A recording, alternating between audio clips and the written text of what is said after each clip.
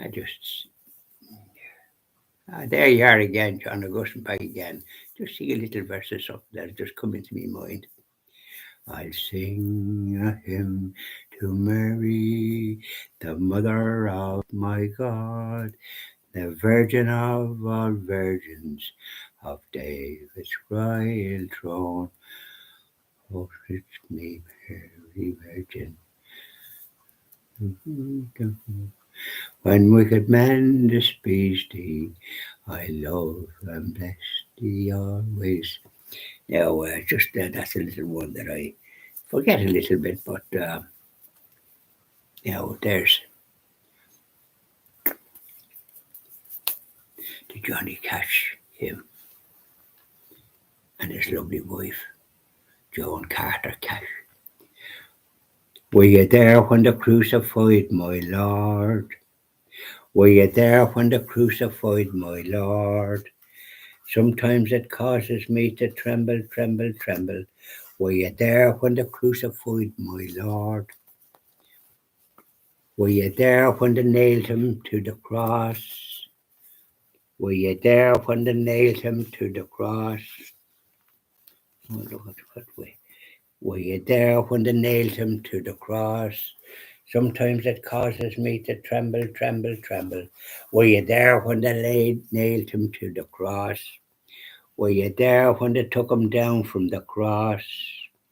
Were you there when they took him down from the cross? Sometimes it causes me to tremble, tremble, tremble.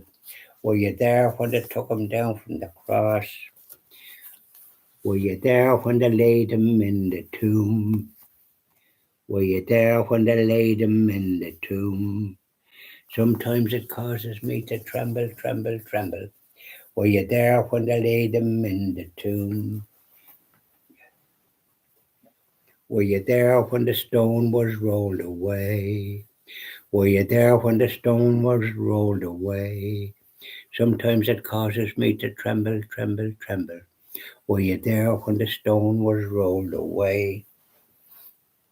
The soldiers were there, guarding the tomb to make sure that the apostles didn't approach us,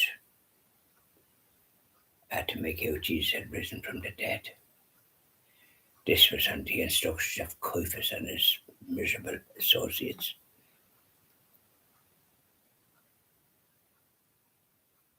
And when the angels of heaven moved that big rock away, and this noise from heaven, and Jesus appearing, they got a great fright and ran like frightened rabbits, and told Caiaphas and his miserable companions what happened. And they gave them 30 pieces of silver. Say nothing about it. And they took the bribe. Jesus rose from the dead and appeared to many. His blessed mother Mary, first Mary Magdalene at the tomb, the two disciples on the road to Emmaus, at the breaking of the bread when he walked with them on the road. What's wrong? What are you so miserable for? He says to them. Oh, did you not know? You must be the only one that didn't know what happened. And about the crucifixion. They were down in the dumps. And Jesus started talking about the scriptures and all the rest of it. And before you could say Jack Robinson, there suddenly began their humour improved and they were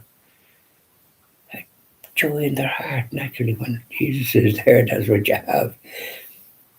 And then it was coming on late, and they said to Jesus, "Come and have a bite to eat and stay with us and continue your journey tomorrow." And Jesus came with them. But at the breaking of the bread, they recognized him. And he disappeared. Were they happy? Of course they were. They were tired. Back to Jerusalem, went up to the upper room and told the apostles. And the apostles didn't believe, and they didn't believe Mary Magdalene either. They cheated them.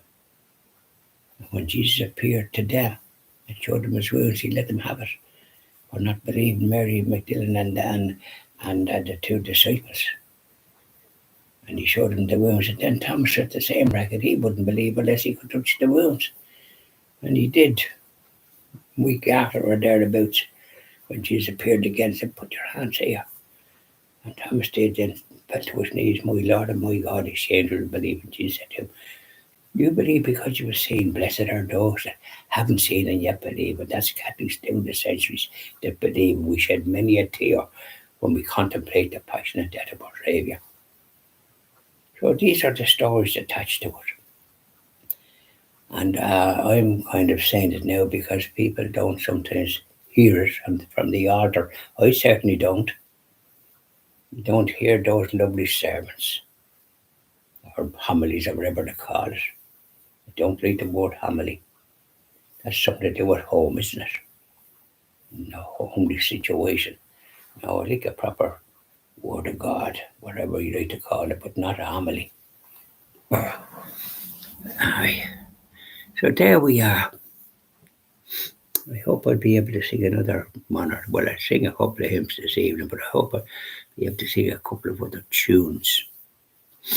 Yeah, have it up my sleeve. I have to check the words of some. So bye now and enjoy the rest of the day.